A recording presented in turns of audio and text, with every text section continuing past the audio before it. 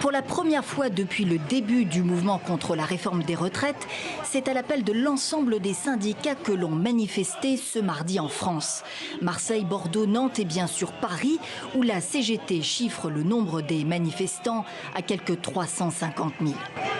Quelle que soit la personne qui va remplacer M. Delevoye, vous savez bien que c'est à l'Élysée et à Matignon que se décident les choses. Demain, on est convoqué à Matignon. La démission de celui qui supervisait le projet depuis 2 ans fragilise quelque peu le processus, quoi qu'en dise le gouvernement, qui a effectivement donné rendez-vous mercredi aux syndicats. La CFDT, sur laquelle le président Macron pouvait compter jusqu'à il y a une semaine pour faire passer la pilule, fait du recul de l'âge d'équilibre, l'âge de départ à la retraite fixé à 64 ans, une ligne rouge. C'est une mesure injuste qui va impacter beaucoup les travailleurs qui ont commencé dès 18 ans ou dès 20 ans à travailler. Eh bien, nous voulons la combattre et nous demandons au gouvernement de la retirer. Et nous voulons aussi qu'il avance davantage sur la pénibilité, les retraites progressives et les minimums contributifs. Si le recul de l'âge de départ à la retraite fâche, l'accélération du calendrier aussi.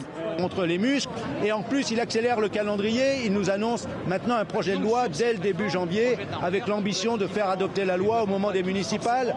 Dans la rue, la détermination des manifestants est entière.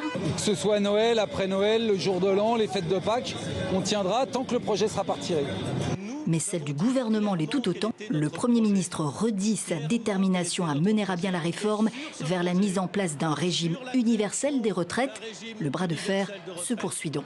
Ma détermination, celle du gouvernement, celle de l'ensemble de la majorité est totale. Je le dis calmement.